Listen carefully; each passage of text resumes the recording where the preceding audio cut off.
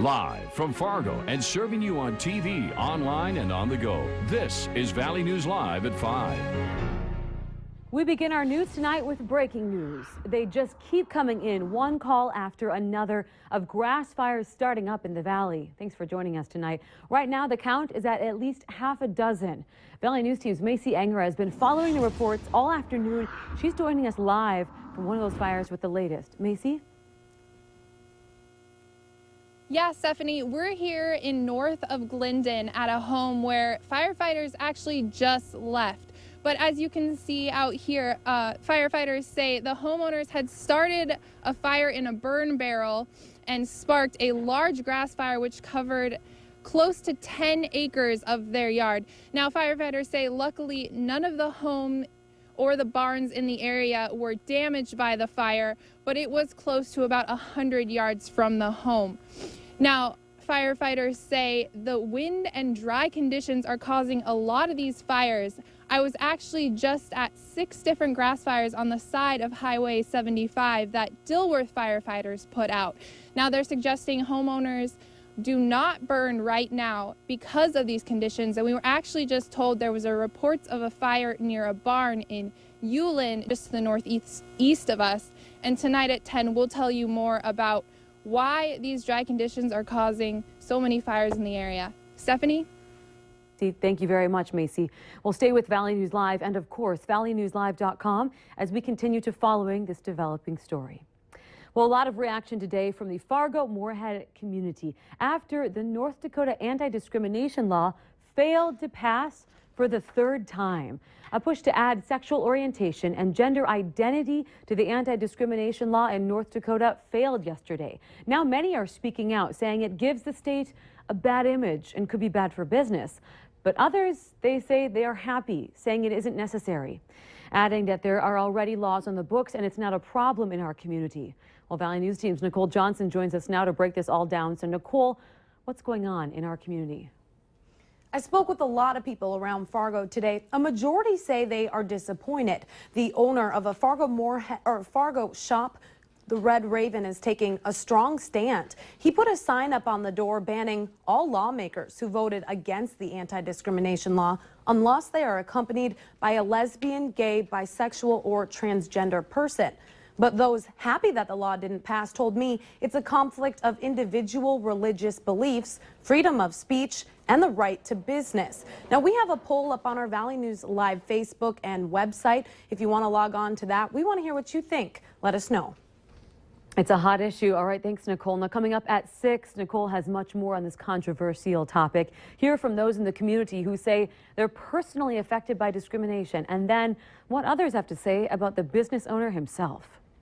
Well, on this Good Friday, there have been a few rain and snow showers in the northwest part of the area. Lots of clouds out there, but at least not as much wind. Will we stay cool tonight? Because, Robert, it was cool out there today. Yeah, definitely a cold start to the day with temperatures down into the teens in many areas this morning, colder than anticipated. And we have seen some brush fires out there. Fortunately, the winds are a lot lighter than they were yesterday. But still, with the very dry conditions, still in drought conditions across much of the area, do take care if you've got any outdoor burning plans. On the radar, it looks a lot worse than it really is. We've got some snow and rain on the radar, but some of this is not reaching the ground. But we have seen some reports of some snow showers off towards the north, a few rain showers off towards the south and west. Those will continue to slide off towards the southeast as we head through this evening. Today, a cool one. Temperatures ranging from the upper 20s up in northern Minnesota into the upper 30s around the Grand Forks area. 40 here in Fargo and 48 degrees over in Jamestown. You factor in those winds and it's making you feel a bit colder. Wind chill of 34 here in Fargo, 20 in Roseau and Baudette. As we head through the evening here in Fargo, maybe an isolated sprinkle or two with temperatures slowly dropping on off through the 30s into the mid-30s by the 9 o'clock hour. Mostly cloudy skies tonight, decreasing clouds later on tonight. Good news for those that may want to take a sneak peek at the eclipse that we'll be seeing tomorrow morning. I'll have more on that here in just a few minutes. With definitely a blanket and maybe a jacket. Absolutely, and some mittens. Yeah, all right. Thanks, Robert. A politically motivated group, the Minnesota Jobs Coalition, is going after Governor Mark Dayton's gas tax plan with a new media campaign specifically targeting certain areas of our state that they feel would be most affected by the increase. Now, Valley News Team's Bradford Eric, he's joining us now regarding this. And after looking into the ads and this group, Bradford, what were you able to find out about them?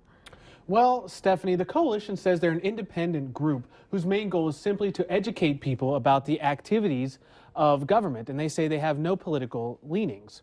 In fact, the lobbying group is a 501c4 defined by the IRS as a not-for-profit social welfare organization. You may have already seen and heard some of the things in the area. They've launched a media campaign, direct mailings, digital ads, and radio spots. And let's take a look at what they sound like. Gas prices are down and our economy is starting to rebound, but Democrats like Lyle Coonan want to make gas more expensive and raise taxes. An over 50% increase in the gas tax means hundreds of dollars in new taxes. The group's executive director, John Rouleau, says they took a look at the DFL party's proposed plan and found some problems. There would be a price floor set. At $2.50, which means that the minimum that this gas tax would cost is 16.5 cents per gallon. Rouleau also says they specifically are targeting only certain areas of Minnesota with the attack ads. What we did is we took a look at the map and we saw places that would either be the local economies would be adversely affected. Now, what they're talking about are economies of border cities like Moorhead in District 4B. It's represented by DFL Deputy Minority Leader Representative Paul Marquardt. But there's a decades-old law on the books in Minnesota when it comes to the gas tax. Service stations within 7 miles of the North Dakota border get a reduction to help level the playing field. Stephanie, we did reach out to Representative Paul Marquardt and other DFL lawmakers for comment, but they were not available today. All right. Well, this is definitely a very interesting issue, and you can find a link to the radio ad on our website. Head to valleynewslive.com and then click on this story. Well, a Northern Valley man shot by police following a high-speed chase in February is out of a Minneapolis hospital and in the Grand Forks County Jail. David Elliott faces 2 counts of felony reckless endangerment and 1 misdemeanor count of fleeing a police officer. He's scheduled to make his first court appearance on Monday afternoon. Well, there's been some confusion surrounding a shoe repair business in the valley. A viewer blew the whistle, and this is what we found out. Tom's Shoe Repair, it's located in West Acres Mall. It's closed its doors, but plans to finish all orders that they have. According to West Acres, the store will mail its orders or coordinate a pickup date. If customers have any questions, they are asked to contact the number on your screen. Well, if you ever need help uncovering fraud, corruption, or any issue in your community, call our whistleblower hotline and we'll do the best to get to the bottom of it. Call 701-237-6576 and a member of our investigative team will then go to work exposing the truth. Good Friday and the days after, it's one of the most important times in the Christian world. And today, some young people and adults took up the cross to mark the journey that Christ took some 2,000 years ago. It's become an annual event in our community. Some 50 to 60 people joined in the walk. It started on 13th Avenue, working its way to St. Andrew Lutheran Church in West Fargo. Definitely not your traditional Good Friday service, but one with a very specific message. To me, it's just a reminder of what Christ did for us 2,000 years ago.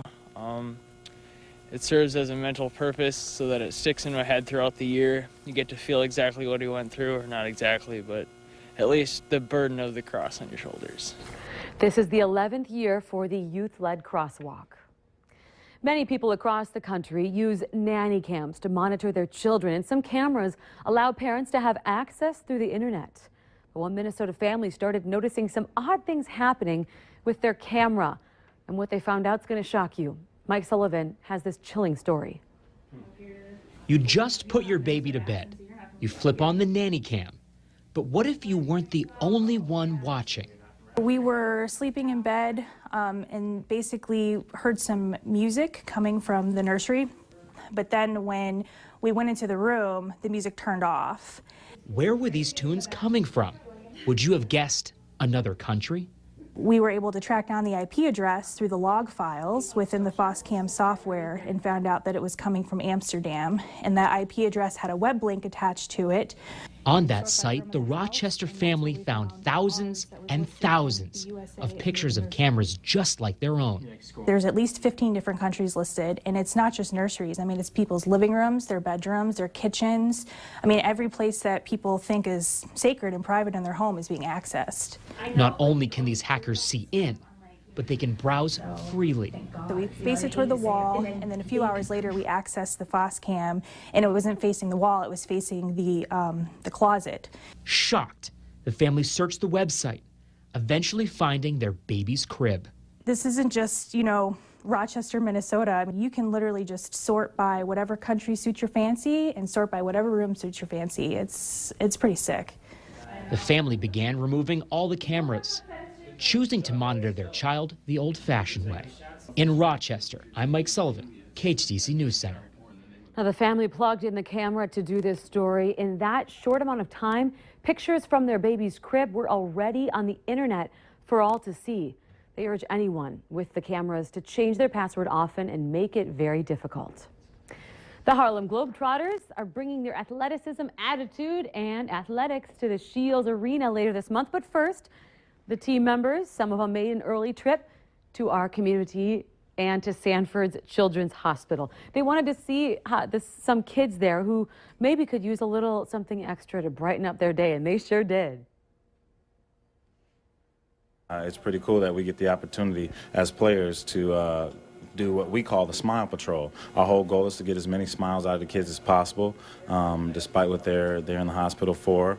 And, that's what it's all about, spreading positive energy. And sometimes we visited hospitals where kids hadn't smiled in a long time, and then we put a smile on their face. And also, positive energy helps you get through whatever you're going through. Now, the Trotters visit more than 200 hospitals all across the world every year. If you'd like to see these guys, they're going to be in action in Fargo to play some hoops on Wednesday, April 22nd at 7 p.m. at Shields Arena, and tickets are available.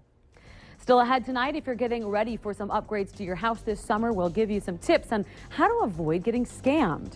We've got some cloudiness around and even a few rain and snow showers overnight tonight, decreasing clouds by tomorrow morning, maybe a peek at an eclipse. We'll let you know where to look for that eclipse coming up right after this.